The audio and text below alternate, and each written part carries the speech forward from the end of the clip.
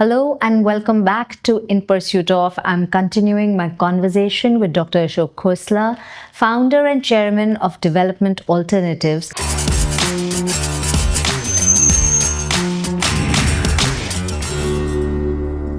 I explained to my boss, who was the head of UNEP, what I wanted to do. And he looked at me and he said, okay, I will not stop you from going. In fact, I'm going to help you.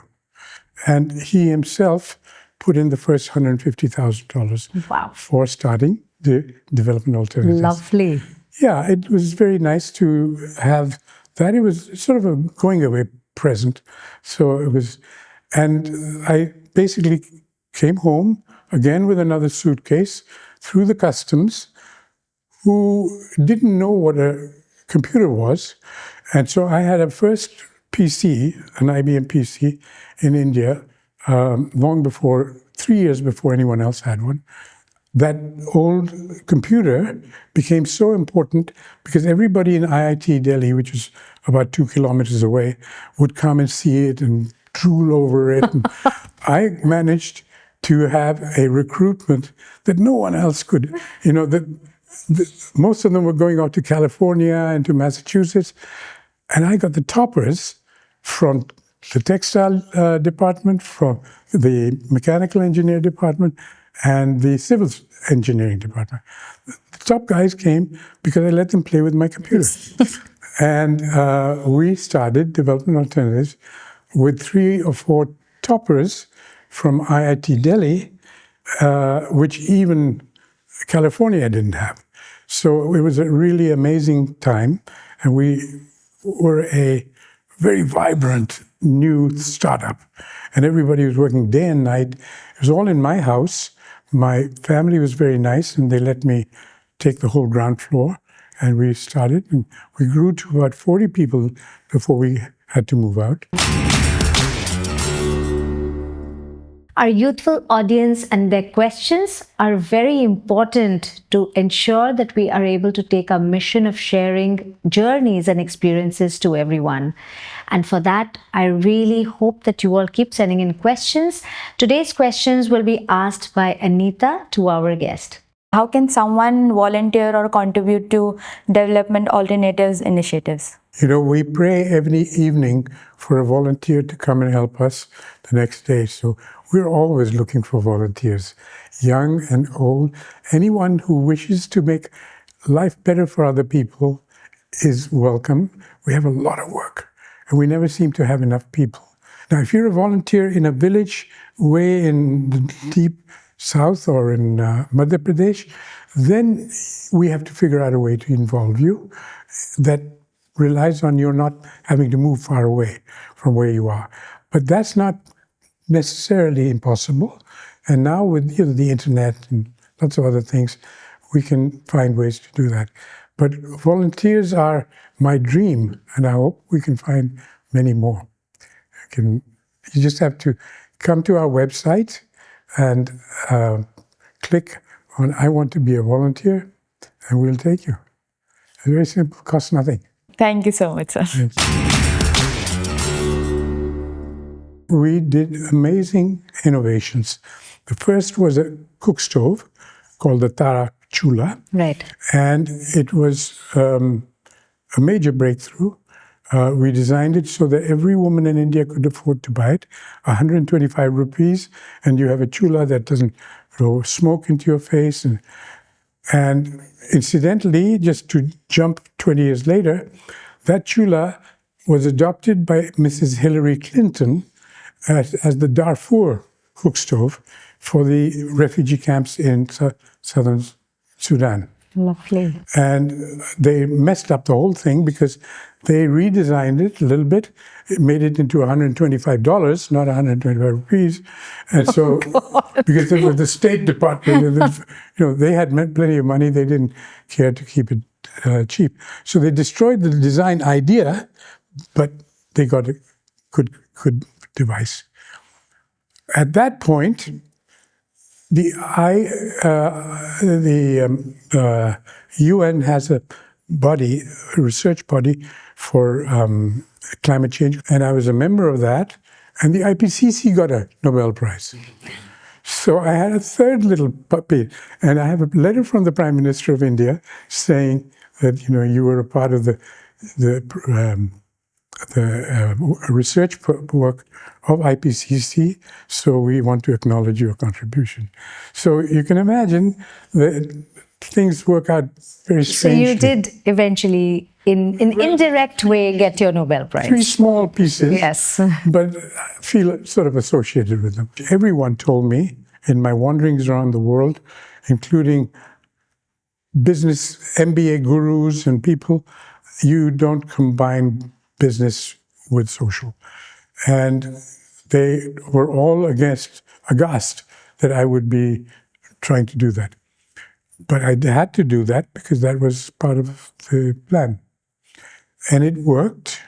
I had some wonderful young people, and we had a wonderful time working 24/7 by 365, making new technologies for recycling paper, for making textiles, for doing pretty amazing stuff. And all of this led to products that the DA group could sell, make enough money, and grow. So our programs grew. Funding came in from a lot of bilateral agencies, the government of Sweden, the government of Switzerland, government of UK, government of Canada. They put in an enormous amount of money to help us do our research, and it enabled us to do good work. I think it was an unusual organization we had because it was tuned to the objective, not of national development, but of building the leaders of tomorrow. So everybody we got on board had a chance to really become better professionals and do the things and get sort of brainwashed into thinking about how we change the world and why we change the world. So we've been there for 40 years, 42 years, and DA has made an impact. It's a little bit shy of telling the world what it does, simply because we think if our work is good enough, then they will notice. But I think it's important to tell the world what you do, because the younger generation will never know otherwise. That's one. And there has to be something that's aspirational for them. You are right, but we were wrong. We didn't realize that there was some product there that was worthwhile. But we now know, and that's why I'm here talking with you, that it doesn't make sense to hide behind a curtain. You need to make changes not only in the world around you, but in the thinking of the world. So the physicist in you is using physics and innovation and technology. Yes, in engineering, I wouldn't say. Yeah, I mean, In a way, it's the science person inside you. Yeah, science is very special. You know when you've done something major to learn about how nature works. And I can't truthfully say I did it on my own. My professor did the work, and I managed to get a part of the recognition. That's about all, but it's all right. Any one specific insight that you'd like to share, which is, about how the social sector in India works and how it could work better? So just over the last 42 years, what is that one thing that you feel is very, something that maybe needs to change? Let's say that the last 40 years, sticking to the principles that DA was set up on, the principles, the value systems, sticking to them and not deviating even one time is probably the most important thing we did. And it was sometimes suicidal, because if you're working in a country where there's a certain amount of corruption and you're not going to pay a single bribe, you can run into real foul weather. Yes. And we had built our headquarters, a very sizable building for 300 odd people. And we were asked to make some payments which really were not on the books, and we did not do that. And to us, integrity was even more important than the results on the ground.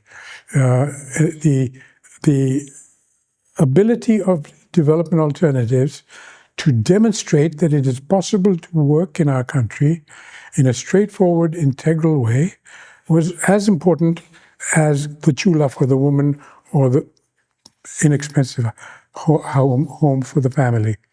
So our commitment was pretty strong, and we lost 3.5 years because of that, because we couldn't get a completion certificate. Oh, God. And at the end, there was one honest person who came along and said, why?